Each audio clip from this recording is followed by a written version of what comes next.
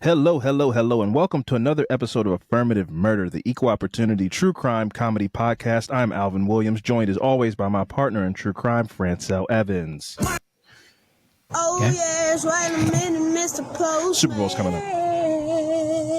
Yeah, man, I'm the mailman. Can't you tell, man? Gonna post it. What up? Mr. Postman. What's going on, Fran? Not much, man. What is going on these crazy times on the Ethernet here? I don't know, man. I mean, what are we getting into today? What are we touching on? Well, listen, some lighthearted stuff. Yeah, listen, as Jaden Smith, the founder of wokeism, said many a moon ago, the political and economic state of the world, I don't want to talk about this week. You know, sure. Can we not talk about that this week for once? You know, there's a lot of crazy shit going on. I have my thoughts. If you follow any of our social media platforms, you know I'm giving it up crazy on there. I'm not like remaining silent, but I'm here to talk with my homie for a little bit. Let's have some laughs. So, Fran, once upon a time, a fast food chain set the world on fire with a sandwich. They've come back in 2025 with another mission to disrupt, to destabilize. Popeyes has released the Don Julio collaboration, and it is everything that I feared. Yeah. I saw some dude running around at Popeyes at like 10 o'clock in the morning pouring people shots of Don Julio. I didn't know why the Popeyes was full. I never see people sitting in a Popeyes. Yeah. One thing about Popeyes is it's working class chicken. You get it after you get off work. You take it home to your family. Yeah. I've never seen people sitting in Popeyes dining in. And now the Don Julio collab comes out, and I'm seeing all the little wooden benches with the curves on the back. Yeah. They're all full with people now getting poured Don Julio into their drinks. Yeah. Now, could this been propaganda? Sure. But that speaks to who they think they need to give money to sell the chicken to us. What have you seen since the release of this Don Julio Popeyes collab? I have seen the excitement of even to use that word excitement about dark liquor and fried chicken. And I recently just saw a video of like you can like get a section. No, stop. And you can have the bottle girls come out with the sign and the sprinklers and shit with the Don Julio. I need you to and they dance and they got like little, sexy little. I need you to stop. I swear. I just saw this. They got like a section you can, and then they got the drink girls come out at the Popeyes. At the Popeyes with the little sign, the sprinklers and shit, the Don Julio in their hand. I said, nah, this is crazy. I didn't know you can get sections at Popeyes. That's new to me. But I mean, that speaks volumes of what they are like. They're essentially just like blatantly with a high level of disrespect in our face. Go ahead. Going like, hey, black people don't love this. Black people, all you care about is where you're easily manipulated. Black people care about fried chicken, Don Julio, some type of dark liquor, clubs, a VIP section, and attention. We got that all in. We got that all in one package. Just come to Popeyes. Yeah, full rollout, deceptive distraction program, and I know that my people are not a monolith. So I know it's a lot of people that think the way we think as far as like this is crazy. Like, I mean, I like Popeyes as much as the next guy. If and Popeyes, when you said this many times, and I never seem to ask you what is the meaning of when you say black people are not a monolith. Does that mean that black people are all not the same? That's exactly what it means. That's exactly what it means. That's exactly what it means. Okay. So why do you say that though? Because I say I don't want what we're saying in the conversation that we're having. Somebody could hear this and be like, everybody likes fried chicken. So I think it's racist for you to even be offended. Like me as a black person, I'm offended that you're making such a big deal about black people eating chicken. Does that make sense? So it's like almost like we're the bad people for being like, why they got us out here drinking the Don Julio in the streets and eating chicken. It's like I know there's a black person out there in the world that's like, I just see people eating chicken in the streets. I don't look at us as what they have depicted us as. So why are we carrying on those stereotypes by being upset about people eating fried chicken? I agree to a point, And that point is just about any Popeyes campaign that I've ever seen. I think it was Popeyes that had Jerry Rice with the helmet on that had the drumstick going through the. I ain't see that. Jerry Rice had the helmet.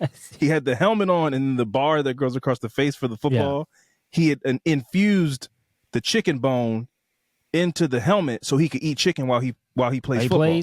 Wow. But this is retired Jerry Rice. So I'm like, why can't you just be Jerry Rice, the retired football? Why are you even wearing a helmet in the commercial? We have not seen you catch a football in 20 years. Yeah. But they make you go to put on your costume when you go to entertain us. Don't fit. Well, you gotta dress up like you gotta do the thing, dribble the ball. No, man, Magic Johnson should should just get to come out and be like, hey man, y'all know who I am. I don't need to like put on the Lakers short shorts in my 60s and be like, remember me, man? Look, I'm dribbling the basketball. But it seems to me like every time Popeyes does something, they're like, oh, the brothers and sisters are going to love this. And I don't know if a black person owns Popeyes. So I don't like that. I don't feel like it's a room full of black people being like, yo, we're going to do the Popeyes Don Julio collab. That is a good question, though. You know, like, what is that? Any Popeyes franchise being owned by black people? That's what I'm saying. But it doesn't matter because, you know, the franchise just does what the head says. So I would love to see the focus group. Was there a lot of black people in that focus group that's like, what do black people love besides fried chicken? I mean, obviously, we know they love fried chicken. What if we did in the stores a Don Julio fried chicken collaboration? I could be wrong. Maybe the CEO of Popeyes is a black person, but it just seems to me, like you're saying, every time these kind of situations come with Popeyes, they go like, this shit gets crazy, man. People doing dance videos outside of the Popeyes for the chicken sandwich and all of these things. And this one, it got further more egregious because I will say the Popeyes chicken sandwich marketing was very organic. Black people just got excited and shit started going viral. So black people wanted to go viral and eat the sandwich, whatever. This one is like, it's telling to me who they think they need to call to sell this sandwich. It's like they had a whole rollout for these people to give to them so you could sell the chicken to your followers. So the shit got kind of crazy, man, and you know it hasn't been as egregious as the Popeyes chicken sandwich chaos of 2020. Like nobody's getting stabbed, but I don't like seeing these social media influencers in like you're saying. I didn't see the video you saw, but the video I saw was a dude in a Popeyes just running through the Popeyes with a Don Julio bottle, broad daylight, giving Don Julio to middle-aged people, like just in the middle of the day, like come. Don't film us drinking dark liquor and eating fried chicken to put on the internet to show to people. Can you see this? I can see this. Don Julio X Popeyes collab club vibes. I'm not going to play any sound because I don't want to mess up. Yeah, don't let no strikes. Yep. Wow. Yeah, those are bottle girls. Yeah. And that's just a Popeyes marketing sign. Yeah. Wow.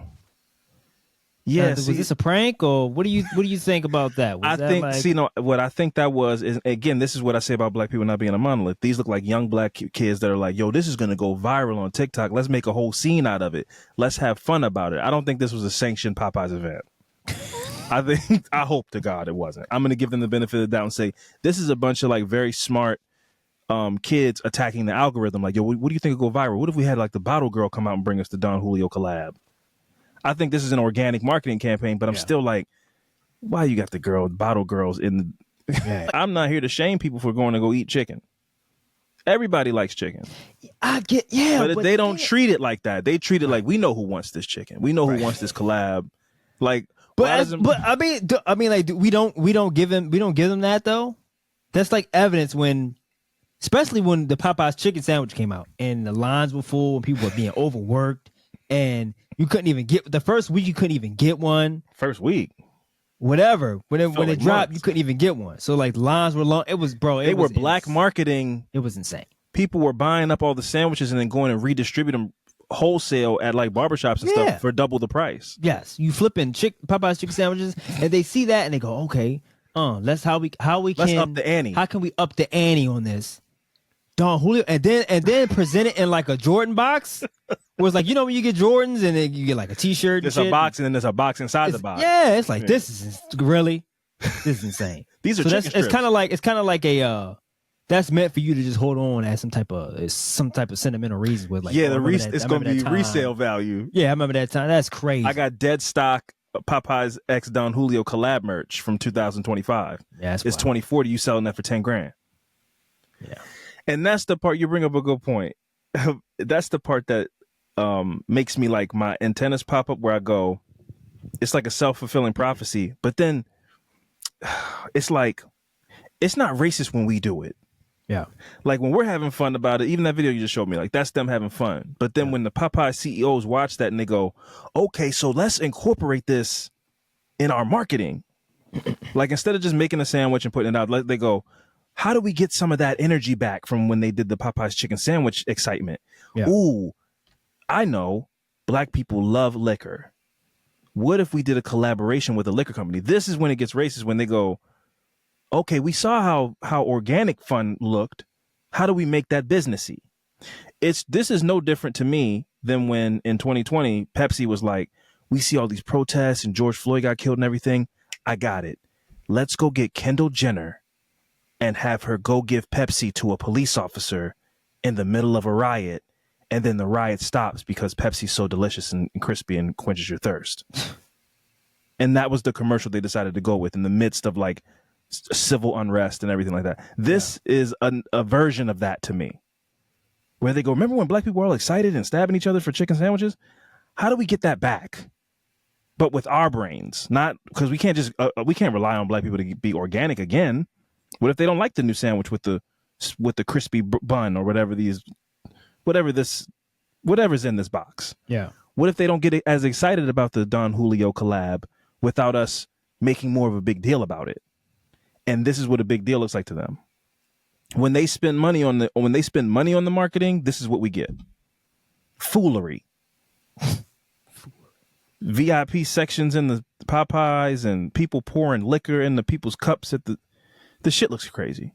And I'm not here to be, I was about to say a person's name that we can't say anymore, but fuck it, because it's true still.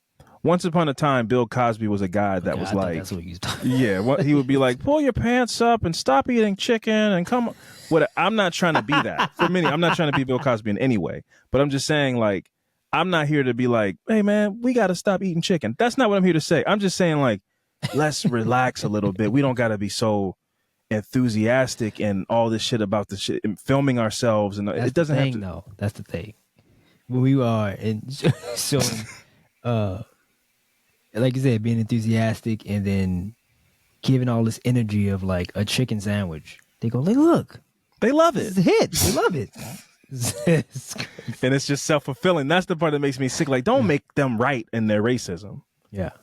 Like, what did we do wrong? You guys clearly love it. Yeah. You guys are dancing and pouring liquor into you guys love Don Julio and chicken. We were right. You're eating it and drinking it at the same time. You're dipping the chicken strips into the Don Julio. You guys are loving it. And I'm like, not us. We're not monolithic. Yeah. That's why I say, because I'm like, just like I'm saying. But most of us do though. Most of us do what? Like fried chicken. Yeah, but like.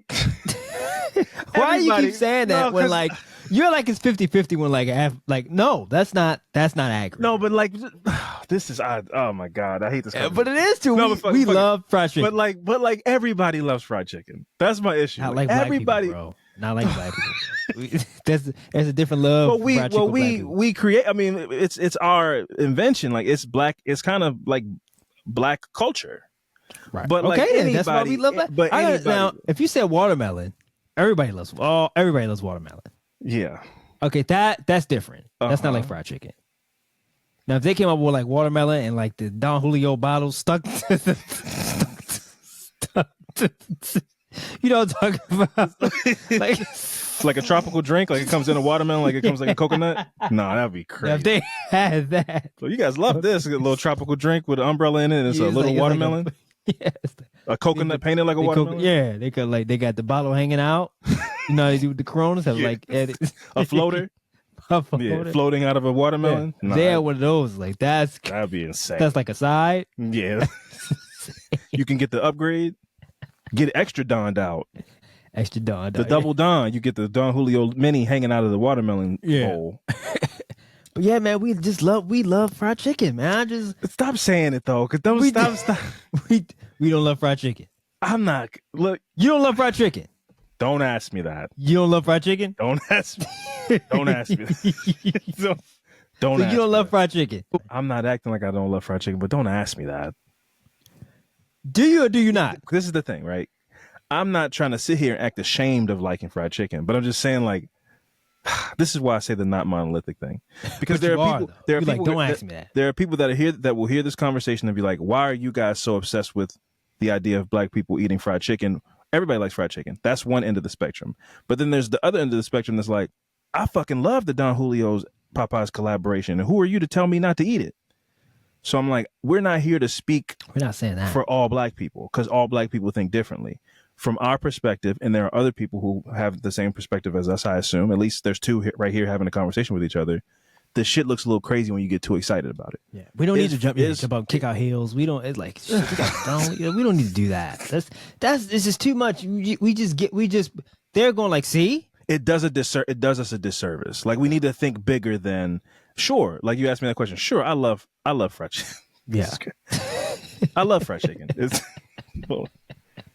It's delicious, you know. Like, it's crispy, all those things, it's juicy, delicious, man. But you would never catch me biting into some crispy fried chicken like on camera or like in promotion of some chicken. There would never be a chicken sponsor on this podcast. So if Popeyes came to us, it was like, It would. There's not a dollar they could give me to be like, what? To be like, Affirmative Murder is brought to you by Popeyes. There's nothing. But the crispiness, man, shit, I'm like, you can I'll take it. Get to Popeyes now and get a murder meal. 6 crispy drumsticks with the red beans and rice and with the bloody red beans and rice. And don't forget a biscuit. I'm humming and stuff. You'd have to. I mean, you could take all the proceeds. The affirmative mac and cheese, delicious, just like Grandma used to make. I'm salivating just thinking about it. Yeah, like walk, don't run. Get to a Popeyes before all the chicken's gone. I'm not saying that. I'm not saying that, bro. I'm not marketing that. I'm not promoting that. You not promoting that? I can't do it, bro. I can't. I can't do it, man. Wow. I can't do it, man. Wow. Okay. And maybe that's me perpetuating dumb stereotypes that we should let die, but like, I don't think it's dying. So I feel like. But why wouldn't you take a sponsorship of Popeyes if everybody loves fried chicken? If I had full creative control of the marketing campaign, maybe to where you might not even know it's a chicken commercial, but I don't think that would be the case. I'm not trying to be in an email chain with some ad executive that's like, so we want it to sound really organic. So really make sure we gave you a script, but we want you to kind of go off script a little bit to really show how much you love fried chicken. Yeah. And then I send it in and they're like, could you really show some more love to the show? We love the ad. You know, you hit all the spots about get there today, use the code and all that stuff. But could you like do another one and just talk more? Sing the song. We'd love you to hum more. And love that chicken. Could you talk more about your mammy, like about like growing up and how your mammy would make chicken? Maybe you could do more like that, like an organic type of thing like that, and maybe make some crispy sounds like you're crunching into the chicken. We'd love that. So like maybe do another read. We love what you gave us, but maybe do another one with a little more enthusiasm. I'm not trying to be having that kind of conversation. No, you gotta draw the line. Yeah, I agree with that. So yeah, man, I don't know. Listen, fried chicken's delicious. It is, but I'm not getting on camera to praise fried chicken ever. And if that's like me being overthinking it or trying to be like a bourgeoisie or something, I don't know. I'm sorry, but like that's just how I feel. I would never get on camera and be like, this chicken is delicious. My eyes are all big. I'm making them big and bugged out. I was like, I can't do it. So, but yeah, listen, man, before we take a break, because I could talk about that all day long. Real quick, man, shout out to this lady in Pakistan, Nicki Minaj's cousin. I don't know who this is, but I've been obsessed with this for a week. Yeah, I heard about the story. I don't know the full story and all the details, but I just know bits and parts. So this woman, well, first of all, I mean, she's kind of a predator. This woman, whose name is like Omira something or Onika. That's Nicki Minaj's name. What's She- the reason? Go home. She is doing she did like a 90 Day Fiance type of thing. Mhm. But the guy's 19. So she's like 35. She's married or in a relationship, has kids and everything. She got on a flight. And I hope this doesn't sound racist, bro. I didn't even know you could just go to Pakistan. Like, she's clearly from like Queens or something like that. I didn't know you could just get on a plane. I didn't know you could, like, today I could go on my phone and be like, I'm going to go get a flight to Pakistan. Yeah. I didn't know you could just do that. Really? Yeah, I just didn't Why? think. I don't know. It feels like that's, first of all, it's an international flight. Like, I don't know what our relationship is with Pakistan at the moment. Like, I didn't think it was like just cool. It's like, I feel like in my mind, it's like Cuba. Like, you can't, not that we're embargoed, but like, I just didn't think it's just like, you could just go to Pakistan. Yeah. So that was news to me when I see this woman that's like, yo, first of all, like, yo, I need 30,000. accent? Yeah, I was like, what is this? At first I thought it was fake. And then I'm looking around at all the people. I'm like, no, these are Pakistani civilians living a day-to-day life. And there's just this woman from Queens in a burqa, like, yo, first of all, I need to tell y'all, we gonna knock all this down. I need 150,000. I'm gonna rebuild the city. I want 100,000. I said, what? What is Like, I got a place. And it's like, how did you? That was my first thought. I was like, it was like she walked in off a set, like it was an SNL sketch. Yeah. Like she just walked into Pakistan from like off camera, and all of a sudden she's in Pakistan. This is crazy. Listen to this. We'll turn all this down.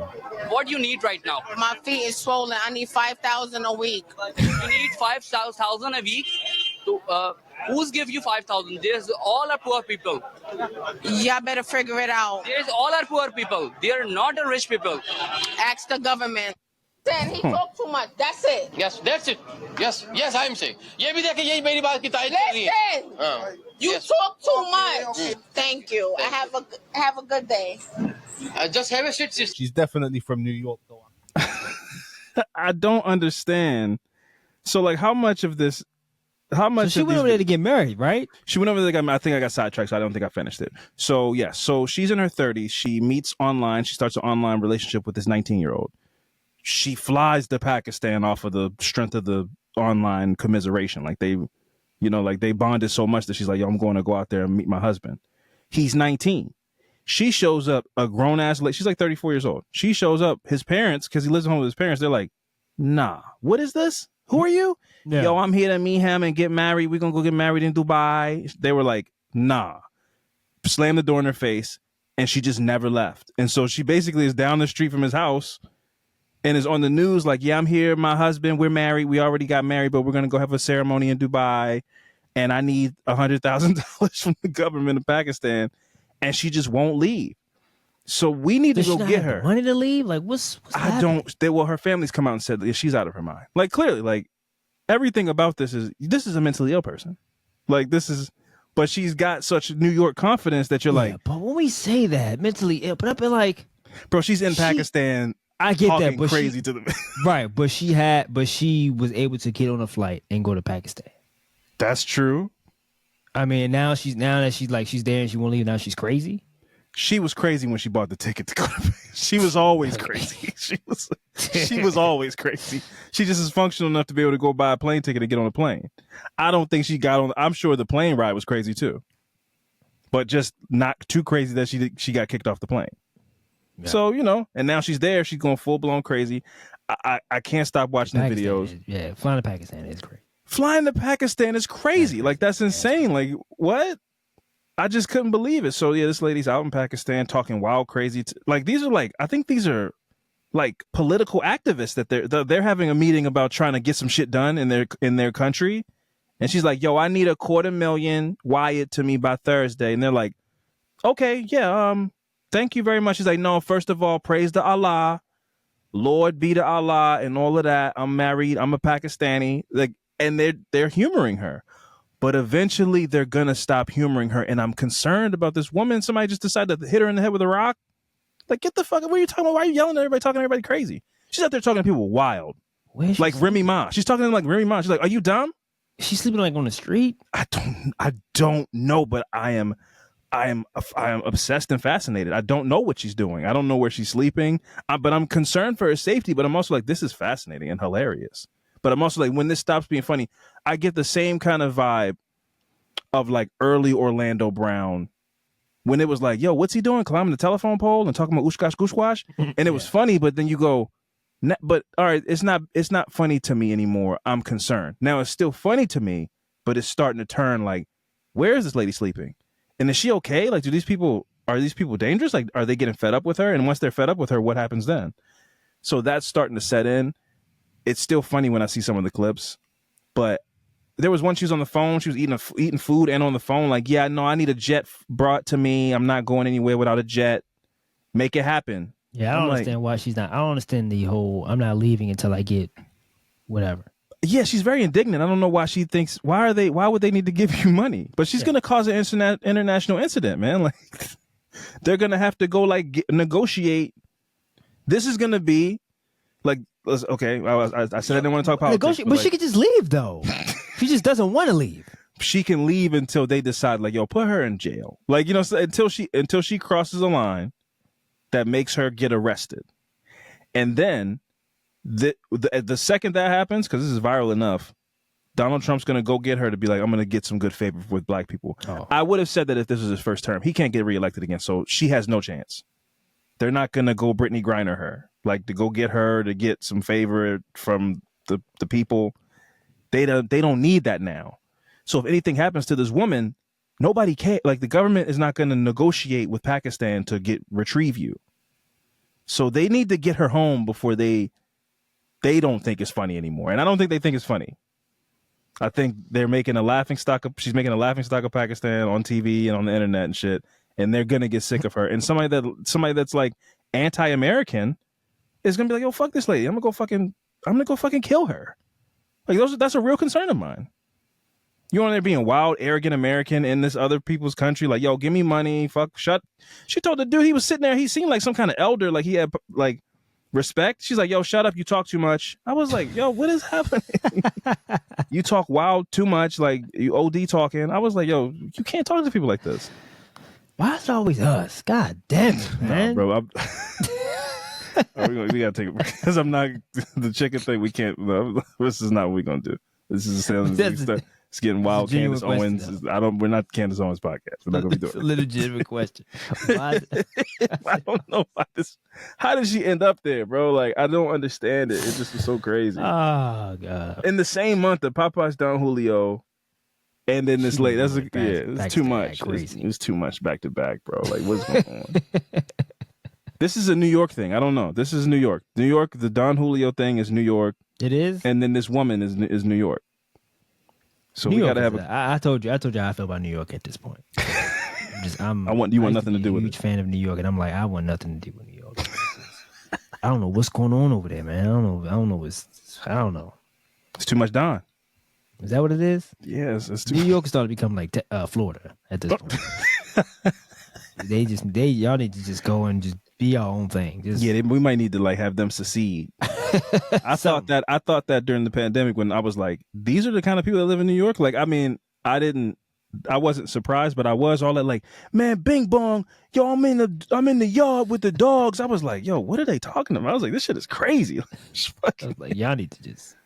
Like, yo, Al Roker, suck my dick. I was like, yo, why are they so obscene and just saying random things? Like, it was like crazy. I was like, why are you mad at Al Roker? They were just into anybody. Yeah.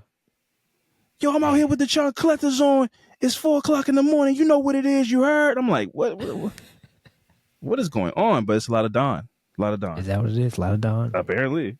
I'm good on New York for a little while. Yeah, they got to settle down a little bit. I wouldn't say it's as bad as Florida, but it's its own special blend for sure. Yeah, for sure. Yeah.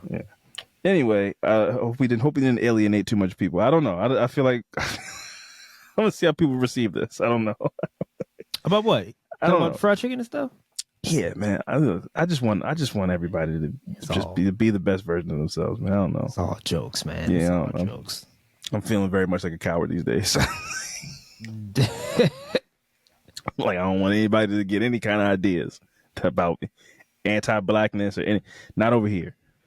Of course not, man. Yeah. Look, I love chicken, so I don't know. Wait, man. Listen. Hey, listen. We're gonna do is I love fried chicken. we're gonna take a quick break. I would never be ashamed of my love of fried chicken. Now, I'm not I'm not No, obsessed with it. I'm not Yeah, no. like running to Popeyes and getting whatever, but I do love fried chicken. Yes. No, we're gonna take a break. We're gonna take a quick break. Okay, I we're just gonna want to take make it clear. I appreciate it. I'm not anti-fried chicken. No, I appreciate it. I appreciate it. We're gonna take a quick break. We're gonna take a quick break, and when we come back, we're gonna get into some fucked up shit. Okay, we're gonna take a quick break. We're gonna get into some fucked up Shout shit. out to Popeye. No. No. We're gonna take a quick break, and when we come back, we're gonna get into some fucked up shit. Okay, stick around. We'll be back.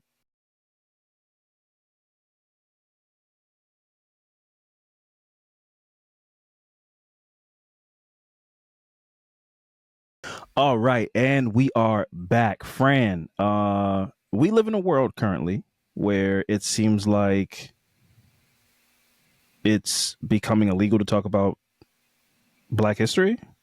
The federal government is not acknowledging anything having to do with Black History Month.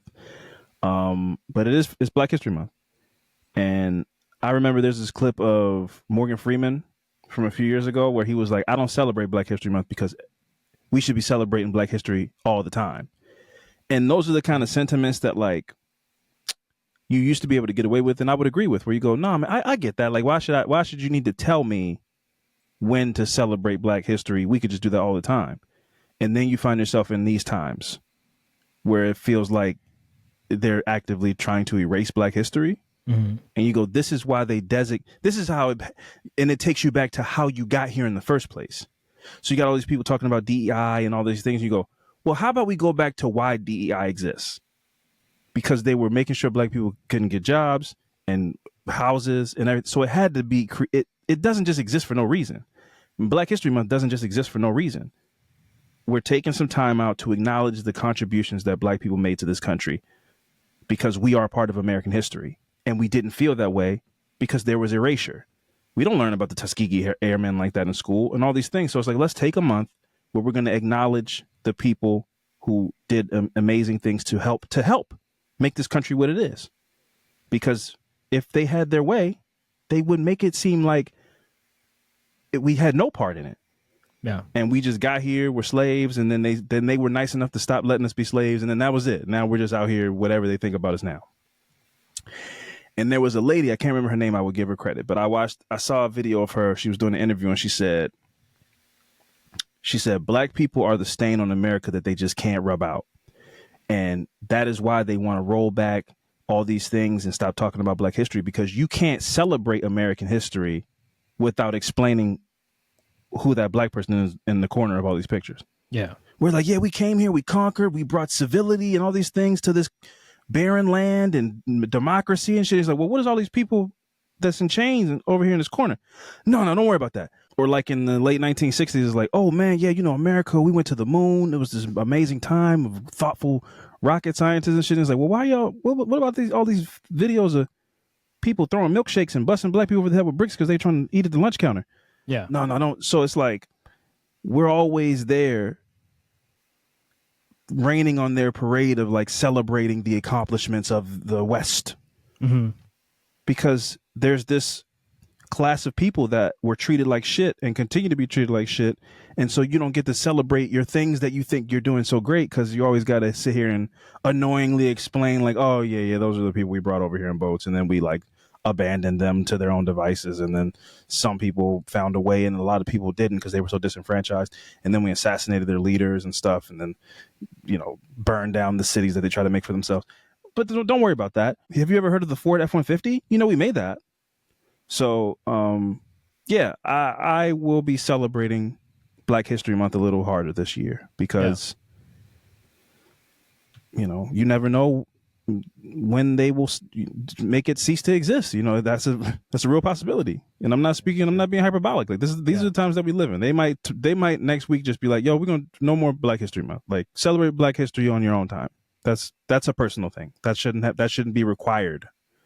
That's where we are. So, it's crazy. Yeah, it's very crazy. So this week we're going to be discussing a dark time in American history. This is the story of the Mississippi burning murders. I think that this is a very timely story as far as when you talk about DEI and voting, disenfranchisement, and all the things that people have been complaining about over the last couple of years, and the fears about, people's voting rights being attacked and under siege and everything. This is a real instance of that. This is an example of it and how violent it could get. So on May 25th, 1964, members of the Council of Federated Organizations, or the COFO, and its member organization, the Congress of Racial Equality, or CORE, the members Andrew Goodman and Michael Schwerner spoke to the congregation at Mount Zion Methodist Church in Longdale, Mississippi, about setting up a freedom school. Schwerner implored the congregation to register to vote, saying, "You have been slaves too long. We can help you free yourselves." This is 1964. These people in Mississippi, they didn't have the right to vote in Mississippi. He was going and speaking to black people. They were disenfranchised and they had no participation in the American process. So they just got whatever scraps came. If they had to build their own school, whatever, they had no help from the government.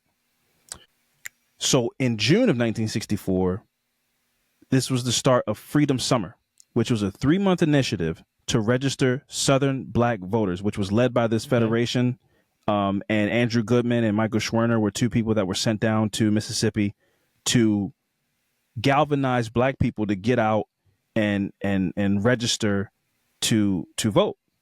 I think Right. we did a story a while ago about a white woman who was like leading. Yeah, she was on freedom Something like buses and things like that. Yeah. They end up killing her. This is very similar. This is a very similar story. So they were trying to get black people to fight against their disenfranchisement, and you can imagine how well that went over in fucking middle of nowhere, Mississippi. Yeah. So on Sunday, June 7th, 1964, nearly 300 KKK members met near Raleigh, Mississippi.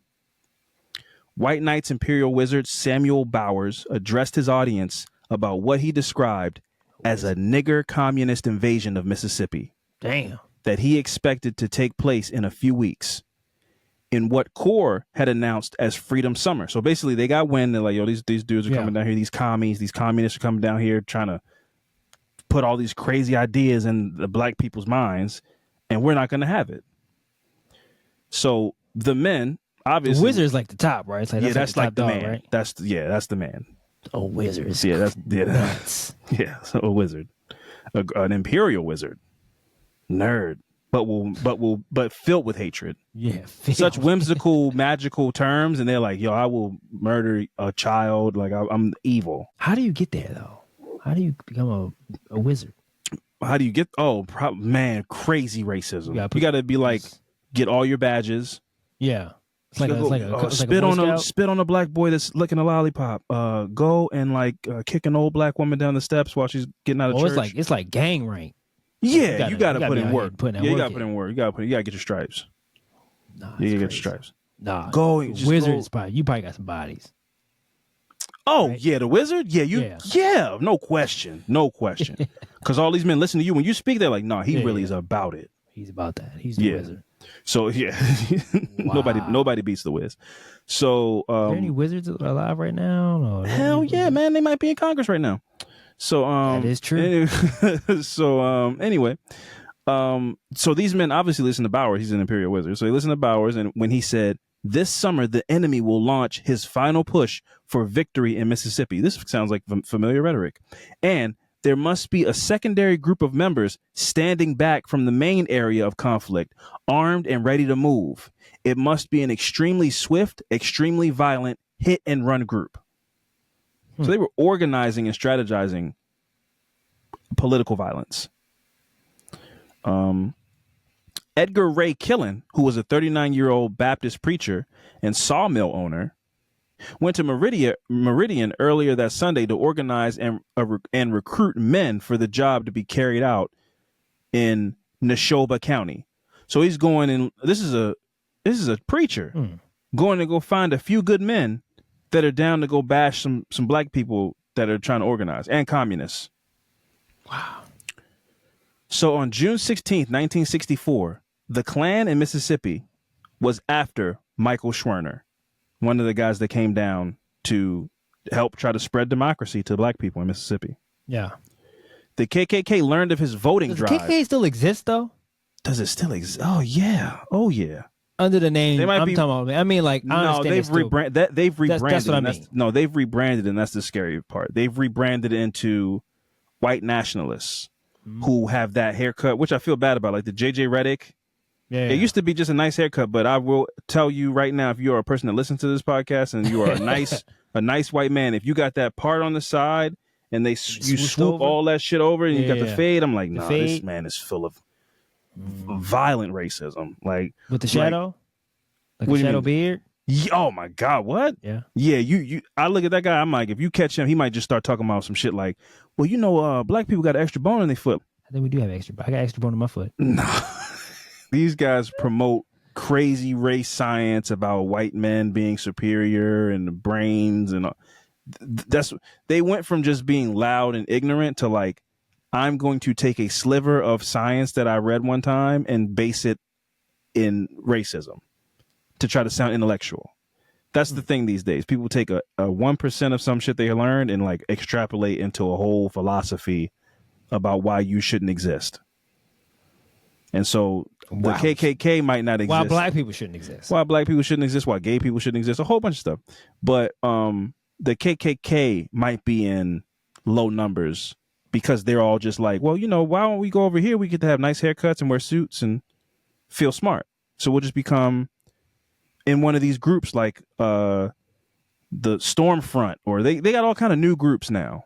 Whereas like, I'm not in the Klan. I just believe that white people should be with white people and black people should be with black people. But I'm not a fucking, even them, they'd be like, I'm not some fucking dirty, toothless KKK member.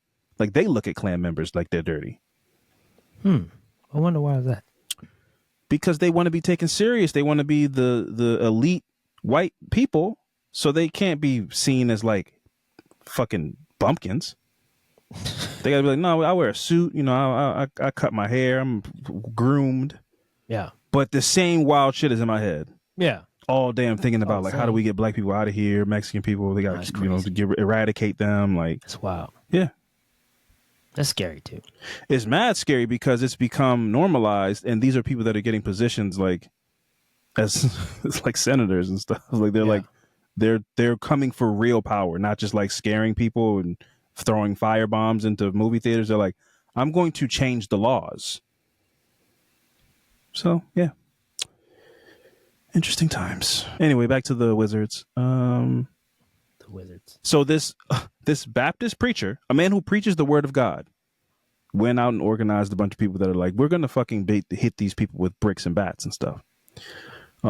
So they were after one of these organizers of the CORE, voting initiative in Mississippi, for Freedom Summer, to get black people to get out and advocate for themselves and vote. They're being intimidated into not voting.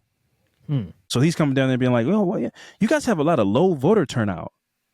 Why is that? And they're like, because if we go to the polls, they will hit us with sticks and spray us with hoses.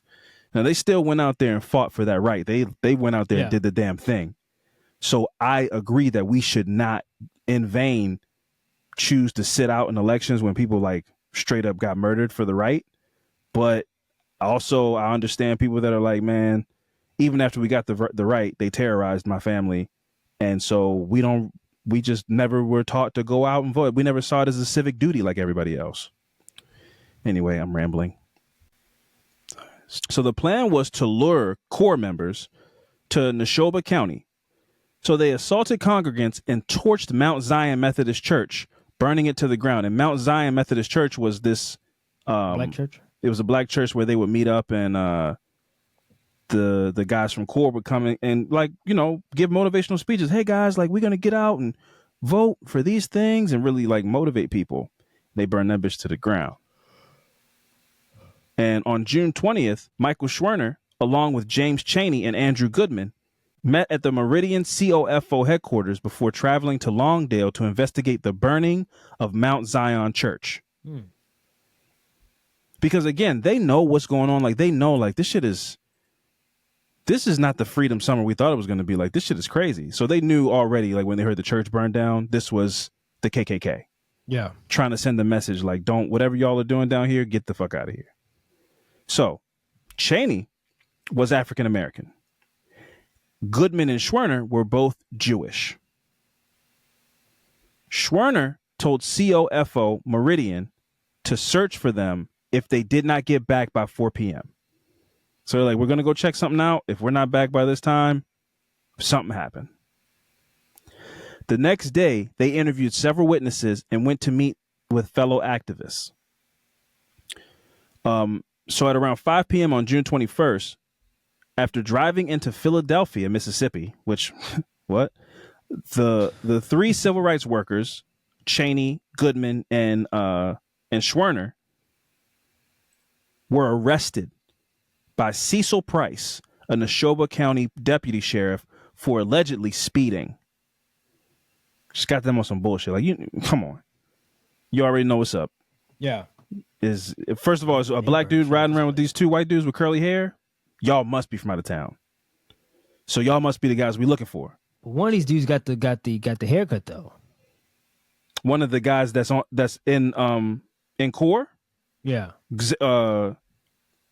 Schwerner or Goodman, one of the two. Yeah. Okay. Well, this predates what I know, but I'm just saying it's just. But he had the haircut. He had the haircut. So they got pulled over for speeding. At around 10:30 p.m. that same day, Cheney, Goodman, and Schwerner were released and drove off in the direction of Meridian in a blue station wagon. So I really want I want people to understand this. They got arrested at 5 o'clock by a police officer. He held them for 5 hours and then released them in the middle of the night. And then they were never seen again. All three of them. All three of them. Yeah. So to Goodman me, is the one with the haircut too. That's the one. Who is Goodman? Goodman. Yeah. Right. So to me, this is all but straight up confirmed.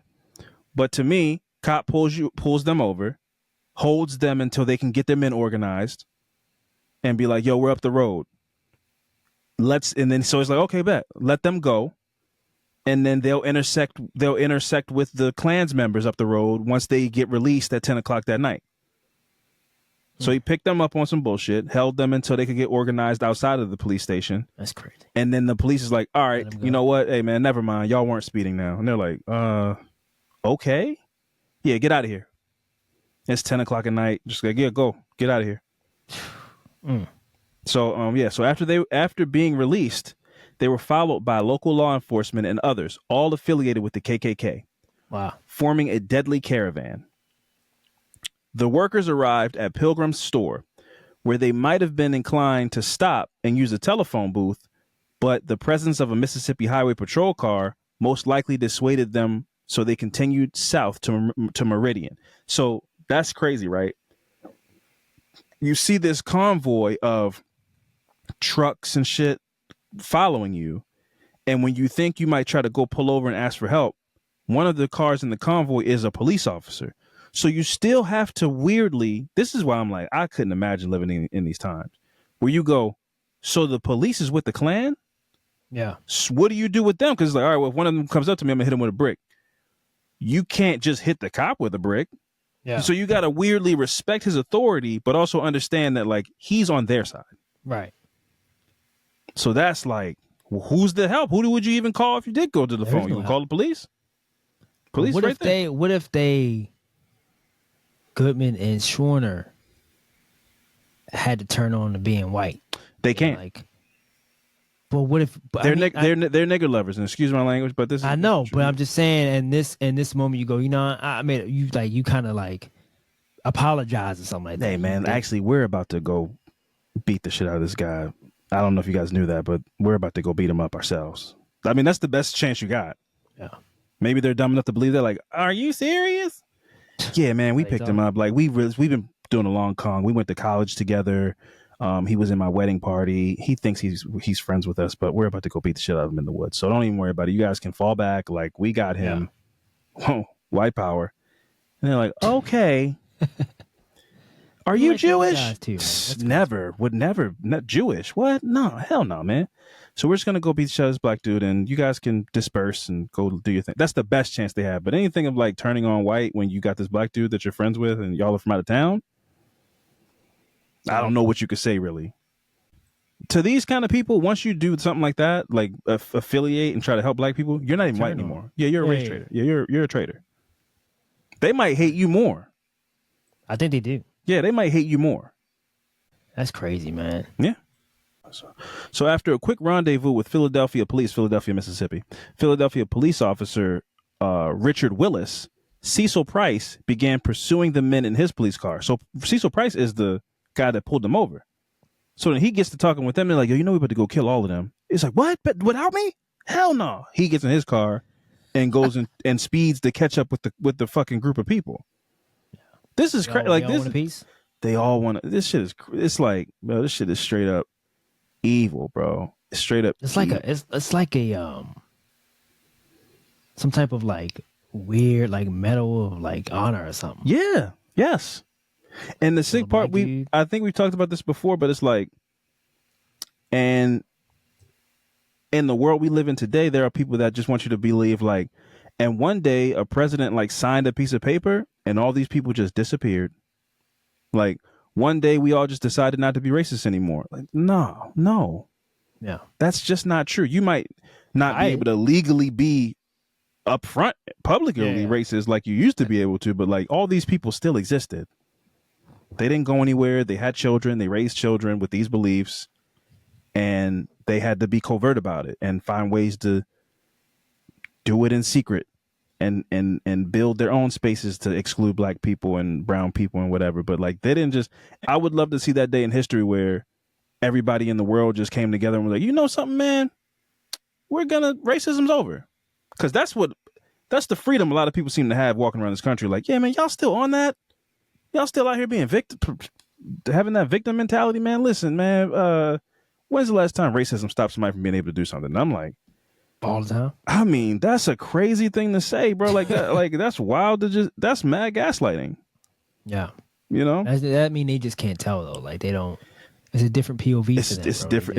It's a perspective thing. Yeah. I heard a great analogy. Somebody was like, Sydney Sweeney, who's like a popular Hollywood actress. She's like very chesty. And they were, she's beautiful. I don't know that. Yeah. She's very popular with men. She's popular with everybody. She's talented, but like men, she's like, everybody says like, she's like a man.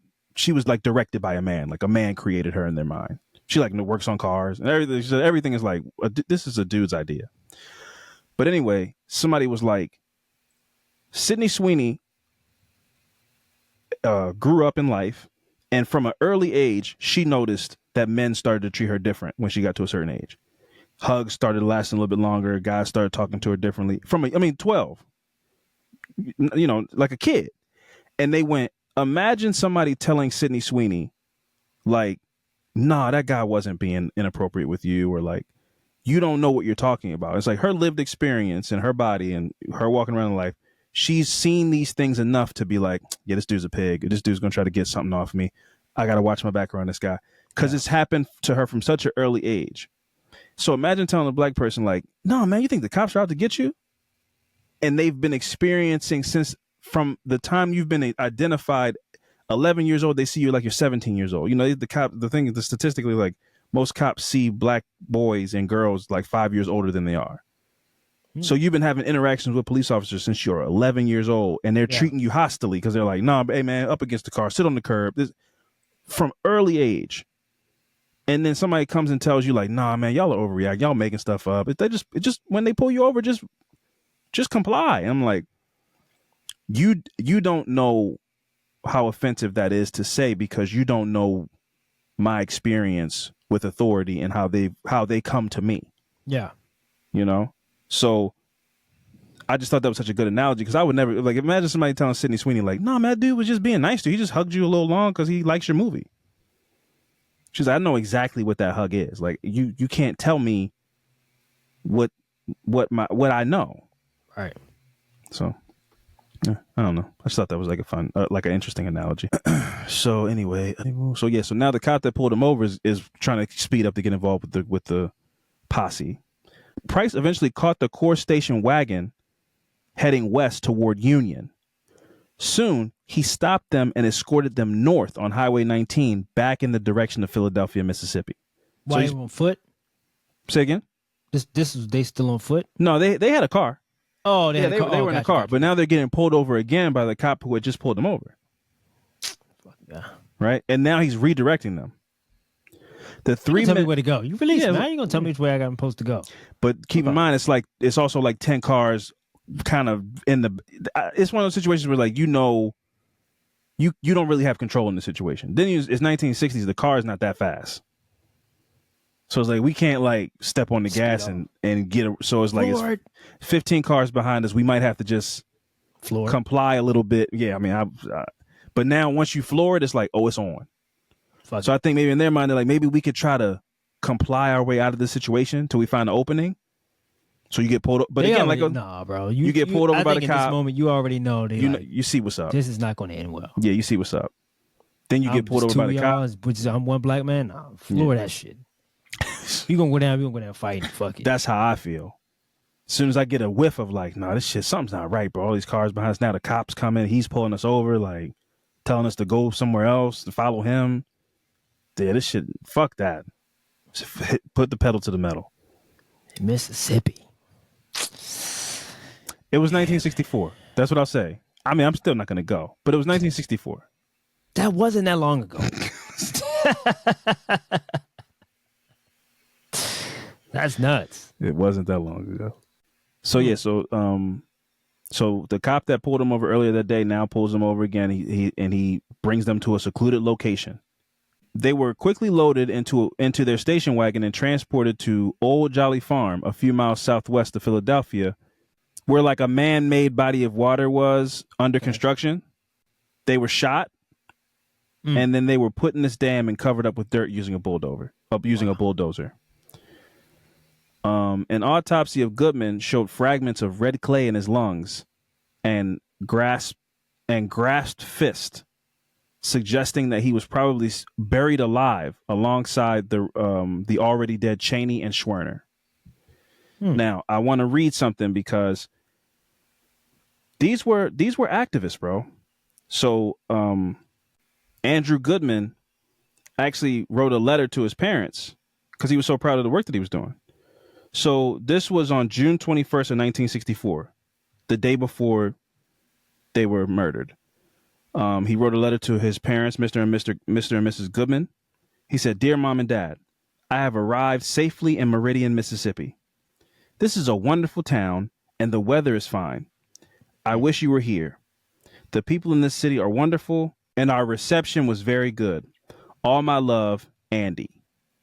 So it's just like, this is a young activist, man, trying to make his mark on the world, do some good, do what he thinks is good, whatever you want to say, you know. Yeah. There's plenty of, well-meaning kids out here trying to do good work and be politically active today. And I couldn't imagine one of these kids going out and trying to do good in the world and meet a fate like this. Buried alive with the dirt that you're buried in your lungs because you're trying to breathe. You're so desperate to breathe that you suck in dirt. Yeah. After all three of them were buried, Price, the officer, told the group, "Well, boys, you've done a good job. You've struck a blow for the white man.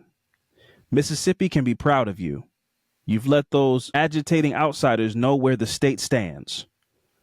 Go home now and forget it. But before you go, I'm looking each of you in the eye and telling you this. The first man who talks is dead. If anybody who knows anything about this ever opens up his mouth to any outsider about it, then the rest of us are going to kill him, just as dead as we killed these three sons of bitches tonight. Does everybody understand what I'm saying? The man who talks is dead. Dead." Notified of the disappearances, the Department of Justice requested FBI involvement.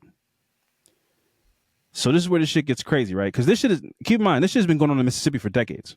Yeah. Like black people turning up, Emmett Till, all the you say the wrong thing, look at the wrong person, you end up dead. So if you're black, anyway. Right. No, but they just killed two Jewish dudes from up north. Right. So when they called in the Department of Justice and the FBI, shit started moving. So a few hours later, Attorney General Robert Kennedy, not this guy we see on TV today. Robert Kennedy asked the FBI to lead the case By late morning, the FBI had blanketed the area with agents and began intensive interviews. This is the next day. Because of the two white men that got killed? Well, not only were they two white men, but they were two white men who were involved in political organizations. So they had some juice. But yeah, I mean, yes, them being white was a major factor in like this being an accelerated response. Yeah. So what was the point? Why are you responding like that then? What do you mean? It was because you said, I said because it was white, but you said yeah, because they was political. Yeah, well, it wasn't. I mean, I'm sure the response would have been more than for the one black guy if they were white, but they were white, but they were white and connected, is what I'm saying. Like they were white and they were involved in some political. They had some cachet. Okay. Yeah, they just had they were like super white. Super white. Yeah, they were these were like white plus. So intelligence developed by the FBI led them to the remains of the burnt out station wagon. Now They tried to burn it. Yeah, they successfully burned it, but they found it. They were able to identify it. So no bodies were found in the car. So they feared the worst about where are they? Yeah. The FBI launched a massive search for the young men, aided by the National Guard, through the swamps and the hollows, which they dredged, right? And at the same time, they were putting pressure on known Klan members, like dudes that were like, oh, I'm not secretive. I don't even wear my hood when we go riding. I'm happy to be known to be a Klan member. So they started developing informants who could infiltrate the Klan. The FBI also opened up a field office in Jackson, Mississippi. They went down there and laid roots. They were like, we're going to get this shit solved. Hey. We're not going anywhere. So that's like, then you got the Klans members are in police offices and the government office. So they're like, man, we got to get these people out of here, bro. We feeling the pressure. Yeah. They're going to figure some shit out. All the crazy shit that we've done, horrible things. Well, we don't want them sniffing around too much. So this is crazy, right? Acting on a tip. So first man that speaks is dead. So they got a tip from somewhere. Maybe it was an informant who infiltrated the Klan. But acting on a tip, the bodies of the three men were eventually exhumed 14 feet below the dam where they were buried at a local farm. Wow.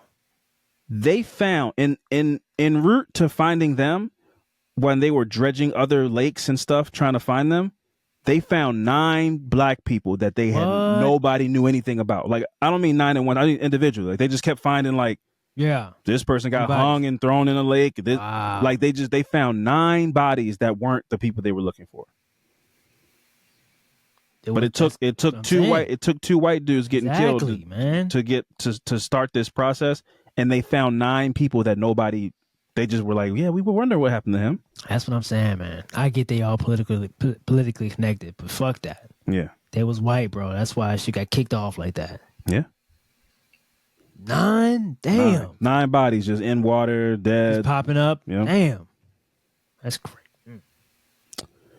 So, more than a dozen suspects, including Deputy Price and his boss, Sheriff Rainey, were indicted and arrested. Good. This is about as good as it gets. In 1967, after the state government refused to prosecute, the United States federal government charged 18 individuals with civil rights violations. So they refused to do due process in the state. They were like, we don't have enough evidence to charge these people. But keep in mind, who's the judge? Who's the, you know what I'm saying? Like, yeah. They might all be, we're all Klan members, man. Like, I'm not prosecuting Earl. It's my man's. So like, we just can't find enough evidence, so we're not going to prosecute. They were like, you're not going to prosecute? Okay, we're charging all of you guys with like misconduct. Yeah. And civil rights violations. And then on October 20th, 1967, following years of court battles. So keep in mind, it was 1964, the summer of 1964 when they were killed. So 3 years later, after long court battles, 7 of the 18 defendants were found guilty, including Deputy Sheriff Price, but none of them got murder charges. They all got like conspiracy charges and tampering with evidence. So nobody got more than 8 years. That's a joke. So seven of 18, and even those 7 got like 3 years here, 5 years, 8 years. Slap on the wrist. One major conspirator Edgar Ray Killen, the Baptist preacher who organized a bunch of guys, went free after a lone juror couldn't bring herself to convict a Baptist preacher.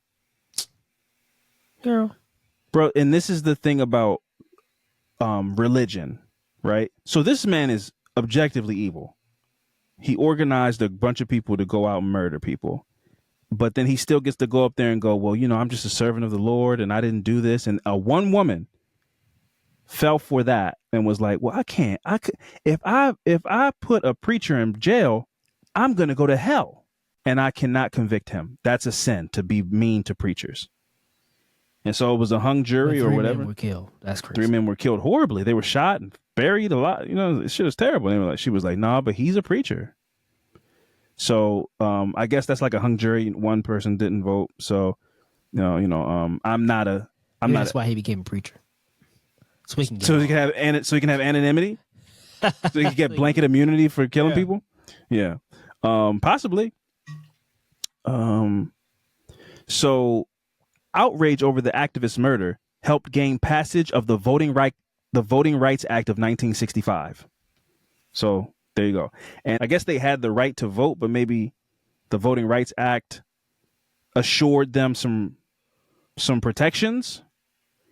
I'm not going to say you're not like an expert. We went to Harvard University, so I hardly know how to do anything in this realm. I hardly know how to read. I hardly know how to speak. So I'm not going to pretend like I understand every aspect of the Voting Rights Act. But according to this, they were down there for the Summer of Freedom to get people to vote. So clearly you could vote, but maybe the Voting Rights Act gave you some protections. Like they assured that you can't disenfranchise people from voting. Yeah. So I don't think it gave them the right to vote necessarily, but it protected their right to vote. I think. Could be wrong. Valedictorian of Harvard University. Fran just went there, took some summer classes, a couple of credits. I'm valedictorian. I got my BS from Harvard University. You graduated? Yeah, I graduated with honors. I got my BS. That's that. Boy, stop. 41 years after the murders took place, Edgar Ray Killen, the preacher, was charged by the state of Mississippi for his part in the crimes. This was due heavily in part by a journalist who I can't remember his name right now. I'm really sorry. But there was this journalist in the 1980s, this white guy, who found out about this story and just talked about it for 20 years straight. Every chance he got, he worked for like a local newspaper. Mm-hmm. And he kept talking about it until it started getting national attention. Like, wait a minute, what happened? So this guy, he organized this whole thing, and then these people got killed, and he's free. And him being persistent and never letting people forget about it, they eventually, in like the early 2000s or whatever, they arrested this old man. There's footage of him being arrested. He's old as fuck, but they were like, no, you're gonna see justice, man. Right? So on January 6, 2005, Neshoba County granted a grand jury indicted him on 3 counts of murder. When the Mississippi Attorney General prosecuted the case, it was the first time the state had acted against the perpetrators of the murders. On June 21st, 2005, a jury convicted Killen. This is a crazy name. Edgar Ray Killen. They convicted Killen on 3 counts of manslaughter. He was described as the man who planned and directed the killing of 3 men. Killen, who was then 80 years old, was sentenced to 3 consecutive terms of 20 years in prison. And let me tell you something. This is something that's really amazing. So Andrew Goodman actually came from a long line of activists. Like his family was really... Oh, shit. I mean, they were Jewish in the 60s. I mean, they knew what it was like to be persecuted. Yeah. So they were activists and stuff too. And his mom was still alive when they convicted this man in 2005 in his 80s. She came to the trial and she went up on that stand and she said, I'm anti-capital punishment. I'm just here because I want my son to get justice. I think he should be arrested, and I just want people to know my son was a good person. He didn't do anything. I'm not here to be vindictive. She didn't forgive him or anything, but she was just there to say, I'm not here to say, kill him, fry him. Yeah. I'm anti that. I don't believe in capital punishment. I'm here to say my son, Andrew Goodman, was a good man. He didn't do anything wrong. He was killed for no reason. And, I hope this guy spends the rest of his life in prison, but I do not want him to be murdered. Yeah. I do not want him to be killed in state sanctioned violence. I do not agree with that. That is wrong. That's how about it she was. She was like, I'm an activist, and I believe in people's right to be alive. I don't believe in the state being able to just unilaterally kill people, even the man that killed my son. Yeah. So this 80-year-old man was, sentenced to 20 years in prison. He appealed in 2007, stating that no jury of his peers would have convicted him in 1964 based on evidence presented. That is the most that right there. That is the America that people want to be great again. He's like he's like, think about what he just said. He appealed because he's like, if it was 1964, you think you could get a bunch of white people to convict me on this? It would never happen. This is not fair. What happened to the America I know? So his appeal was rejected by the Supreme Court of Mississippi, and on June 20th, 2016, and keep in mind, June 21st, 1964 is the year that those three men were killed. On June 20th, 2016, Mississippi Attorney General Jim Hood and Vanita Gupta, top prosecutor for the Civil Rights Division of the U.S. Department of Justice, said the investigation had ended, but would be taken up again if new information was received. Killian died in prison in January of 2018. Good. Now, them coming out and saying that is basically like, we're done, because this happened in 1964. The man that they prosecuted in 2005 was 80 years old. What do you mean if new evidence is received? All of these people are dead or elderly. Anybody who was driving the trucks that night following them, if they're alive, they're demented or old or senile. Like, so the idea, he got prosecuted when, in 05? He got prosecuted. He was found guilty. He was convicted in 2007. No, I'm sorry. He was convicted in 2005. Yes. Oh, so he went on to live for another like 10 years. Yeah, like another 10 years. I mean, he died. He was like 92 years old. Bro, that evil lingers sometimes. Like, it's just like, you can't. It's hard to kill evil like that. Is that the secret? He's a wizard. Oh yeah. Yeah, you forgot. Yeah, yeah. But I thought he was a preacher. Well, he could be both. Who says one? Who says you can't be one without the other? That's true. He might have been a wizard preacher. That's how he got extra juice. The wizard, the wizard preacher. The wizard preacher. No, being evil racist is the key of living. Oh yeah, it's like AG1. Yeah, it's like natural greens flowing through your system. That evil, like vile, vehement racism. It's like a elixir. Yeah. Yeah. For some. I wonder if Betty White was racist, because she hung on for a long time. She didn't seem racist, but I don't know her behind closed doors. But she was around for a long time. That's true. Yeah, she was holding on. Thank you for being a friend. Yeah, shout out to Betty White, man. Yeah. Unless she was racist. Which there's no evidence of, but so shout out to her. Avoid all states, avoid all city states. Yeah, I don't want to live cities that's not in the right state. Are named after major cities in other states. Yeah, I don't want to live in. I don't want to go to anywhere. I don't want to go to Los Angeles, Indiana. I don't want to go to any of this shit. I'm definitely not going to any place like that. It's like a little town just mad. I don't know, man. Somebody needs to make a TV show of that or something. That's sure the travel, crazy shit. A travel channel show. Travel channel show. Yeah, Paris, Texas, shit. And fucking what is this? Philadelphia, Mississippi. Like, this is not like Philadelphia at all. At all. You get down there, like, how much the opposite? Yeah. Like, this shit is not brotherly love at all. They hate brothers down here. So that was the Mississippi burning stories, man. Rest in peace to those people, man. Wow, man. Hey, happy Black History Month. Black history is American history. These are the kind of stories. Obviously, I want to celebrate George Washington Carver and Ida B. Wells and all these incredible people. But stories like this speak to the journey of just trying to get basic human rights for Black people in this country. Like, there was a lot of bloodshed and violence to even get to this point that we're at. So to see people rolling back those accomplishments and trying to strip them away is very disheartening. Because when you know how many people died and fought and got bit by dogs and got their heads split open with batons to get what the things are that are on the books today, it really is disheartening. Hey man, it's all coming to light, man. Yeah. So so that was the Mississippi burning murder stories. I think stories like this are important. I think that American history and Black history are intertwined. You cannot separate them from each other because you don't like how it makes us look or whatever.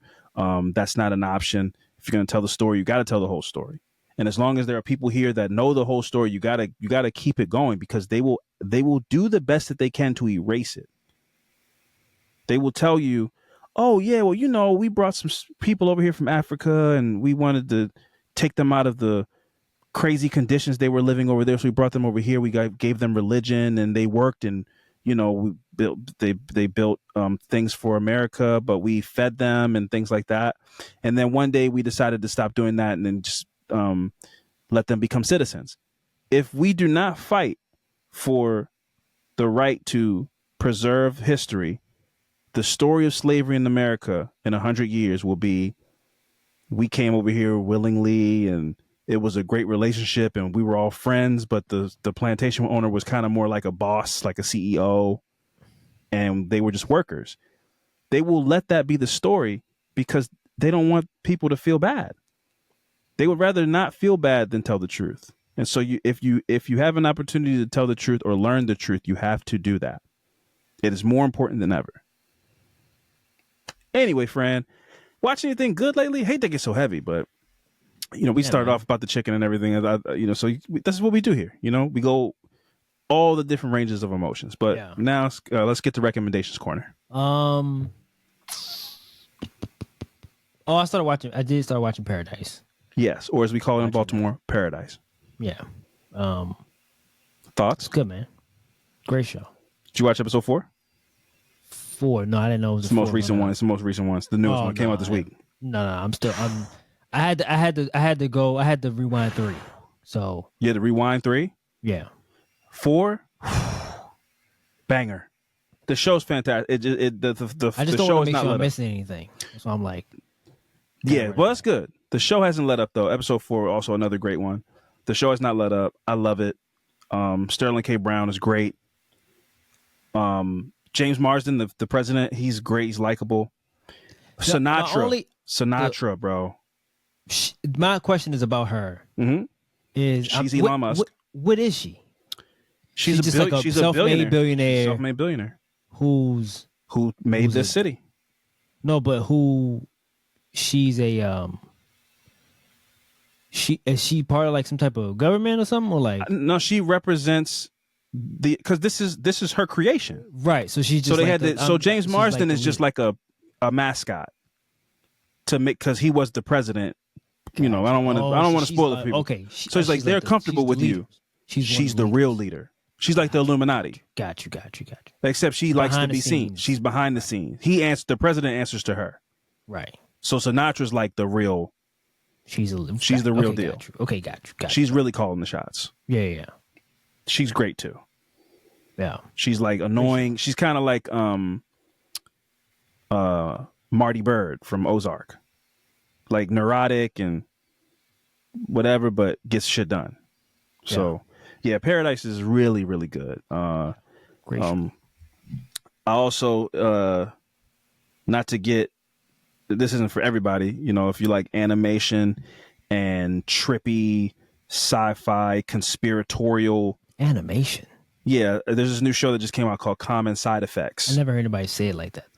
What? Well, it's not an anime. It is an anime, kind of. It's an anime. It's an anime. I just meant animation, like cartoons. If you like cartoons, got you. Yeah. If you like cartoons, but it's high quality. It's unique style.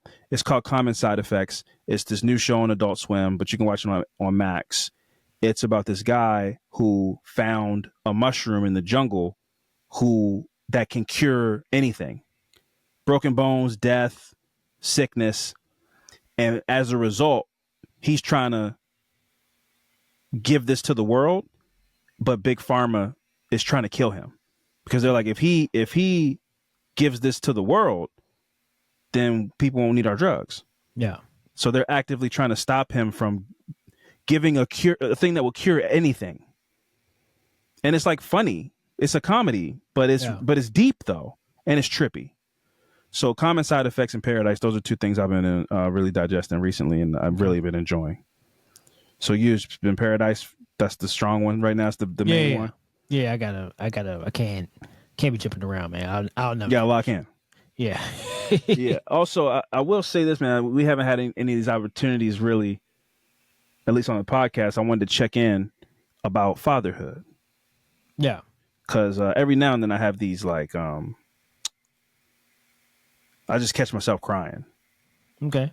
And I had one recently It was like in a nice way. It's like a positive thing. But I know that you will maybe you'll understand my thought. You might never had it in this way. I don't know, but we'll see, right? Yeah. So I was holding Oliver, and I was he was falling asleep, and I was just sitting there, and then I was like, I got upset because I was like, he's never gonna meet this kid that I've fallen so much in love with. Mm-hmm. So like one day he'll be 3 and this baby will be gone. Like, Yeah. And he doesn't know this baby. He won't know this baby. So I won't be able to even explain to him how fun this baby is that I'm hanging out with right now. Yeah. He's so fun and smiling and everything. And someday that'll be some kid that I tell my son about that I used to hang out with and was so fun and he could fit in my arm. It's little, you know, and even that little basket is like, it used to be closer to me. And now that's expanding, like how much arm I need to hold him. Yeah. But someday he'll ask about what it was like when he was a baby. And that's like a different person. Yeah. He'll be a different person. Like, so like Max right now is like, isn't baby Max. Right. And he doesn't know who the hell that is. Yeah. And then someday Max will be like 11 and he won't remember being 4. Yeah. So even the Max you're hanging out with now, he'll never know that. It's like a different kid. Yeah. So you know all these different kids and they become different people, and then one day you don't get to see him anymore. Like one day 4-year-old Max that's fun and shooting basketball, he'll be 13, and it's like those are 2 different people. And you just have to mourn that 4-year-old kid. Yeah. And I just was like shedding tears while I was holding my son because I was like, he'll be gone someday. Like this baby won't be here. He won't be a baby anymore. Yeah. So that's when you're going to have another one. Is that what they say? I don't know. I wasn't crying that hard. You actually snapped me out of whatever thing I was having right now, because it's not that. No, I mean I get that, man. It's that's why pictures and videos are huge, man. You got to make sure you have those, because like we'll just be chilling in the house, and then like I got like a widget on my phone where like, you know, it'll change, the pictures will change, and then something will pop up, a random picture, and I go, oh shit, that was when he was 2 or 1. Then you kind of show them, and then there's times when you go through videos on your phone, and then you go like, oh, remember this, and you kind of watch it, and that's before they can talk and all kinds of shit. But like, yeah man, taking videos and pictures, man, you don't, because it's a memory, man, because like they grow, and that's pretty much all you have at that point. Because I told you, man, like when he was born and then now, like I told you, they look totally different. That does not look like the same. Just visually doesn't look like the same person. But yeah, man, you got to make sure you kind of find a way to hold on to those memories, man. But I get that. The only problem, the time I had when, and this is kind of different from what you're talking about. I had a time when I don't think I did this with Max. I think I did it with Sophie when she was I think she maybe was like 1 or something like that. Where like there was times where I woke up just in tears, like bawling out crying, because I'm like, because I had this thought of like, I don't know if it was a dream or nightmare. I don't remember what it was, but it was a time I was going through where I was like, I have to make sure I have to do my best and kind of control what I control to make sure I'm here. Because if I'm not here, it was just like, I don't even know why I was going through that at the moment. And it was just like, I can't go. I cannot, because like, what is she supposed to do with it if I'm not here? Or like her and her mom, like, I was like, and I was just waking up and just crying. I'm like, what the fuck? I mean, I get why I was doing it, but like me waking up out of a sleep and just being like, I gotta go to the other room and kind of get myself together. Yeah. Like that was, I don't even know. I never even like looked up why that was happening, or like if has anybody else ever went through that. But it was just like, it was I guess because Sophie was like my first child and she was a baby and stuff. I don't know what it was, but I can't explain it. But that shit was, I went through that for maybe like a couple weeks, and I kind of got past it. But those couple weeks was I don't know what was happening, but it was just like, I can't go. I don't know why. I just don't know why I was having that thought, but I was like, I cannot leave this child and without a father. I don't know why I was going through it, but it was so weird. And I was like, and I just never talked about it because I never heard anybody else bring up something like that before. So it was just, Yeah. No, I get it, man. Like, Yeah. I don't. Maybe we're not in the right groups or something like that, but I don't really hear about how emotional this shit makes you. Yeah. And now I've experienced it. Like, I mean, I knew it was like an emotional experience, but I mean, like, literally the week that he was born, that Billie Eilish song, "Birds of a Feather," Yeah. which I had heard that song 1,000 times, but once he was born, I just heard it. You hear it. Yeah. Different. Yeah. Like, you really hear it about one day I'm not going to be here. Yeah. And so I want to enjoy every minute I can enjoy. Yeah. And then I don't even want to come to terms with that idea. Right. Of like, right. one day I'm just going to be gone. Yeah. And you just got to figure that out. Yeah. I don't want that to happen. Right. And that's like, and that will like consume you. Yeah, for sure. You know, all that stuff when people are like, yeah, I sold my bike, or like, I get all that shit now. Yeah. Yeah, I used to be a bungee jumper. I quit. Yeah, man. Yeah, as soon as I had my kid, I'd stop doing that. Stop riding motorcycles and shit like that. Yeah, you're like, yeah, you really like, this is dumb. My dad had a motorcycle, and he was like, yeah, he got in an accident too, but he was just like, yeah, I kind of get I had to let that go. I can't, yeah. Because like it's not even about being young. It's just like, you got to become more responsible. You can't just be out here doing crazy shit. Yeah. You're living like you have no responsibilities now. Like, nah, that's just not a thing. Yeah, it's like we all got to go. But if you have a family that you're responsible for and you're actively doing things that's like deadly, yeah, I don't see how you do that, because the thoughts that I have in my head all the time, I'm like, well, how I drive, everything. It changed everything about me. I'm It's not even, it's not, but it's also not even about, it's not about that even. It's like just little shit. It's like, I don't play basketball like as much, because I'm like, if I blow a knee, it's a wrap. Like, I got to feed my family. I gotta like I can't be out here jumping around going crazy no more, bro. You just can't play basketball every now and then, sure, but like how we used to, like that's not a thing anymore. I can't, if I blow a knee out, bro, I can't. My job relies on me walking. If I can't walk, I can't fucking work. My kids don't eat. Look at how they look at. I used to be 19 years old, bro, not a care in the world. Now I'm like, well, I can't get sick right now. I can't. Let me not just go into this crowd of people, because if I get sick, then I can't go to work, and my son is gonna starve. I go to the extreme. It may not be extreme. It might not be that extreme, but like you just can't. You can't help it. Yeah, you really can't help. I'm constantly thinking about it, and then I'm constantly like on the brink of tears all the time. Yeah. They're happy tears, but it's also sad tears at the same. It's just hard. It's just like. Yeah, it's kind of it's good to kind of have somebody else to have those comments, because like I have other friends who have kids, but I don't talk to them as much. So it's like it's kind of cool to have somebody else to talk to about things like this, who was kind of like starting from the beginning. Yeah. So it's like, and then you bring up certain things like, oh yeah, I did. I wasn't the only one having those type of feelings or going through that thing at the time or whatever. So like, yeah, it's always good to hear shit like that. Yeah. So yeah, I just wanted to check in. We should do that more often. Yeah, I was for sure. like, I was just having that thought, and I was like, man, why am I crying, bro? I just got a little YouTube lullaby music on. Yeah. Just fed him a bottle, put him down. Yeah. Because man, it's like you look at that snoring, head was falling back. Yeah, man. You see him, you go like, bro, I've created this person, this beautiful human being right here, who does no harm. Like it's crazy, bro. Like, man, until they get older and they start breaking shit and all kinds of stuff, and just then that kind of stuff it fades away a little bit. But and that's what I'm saying. I'm like, I would love for you to have met.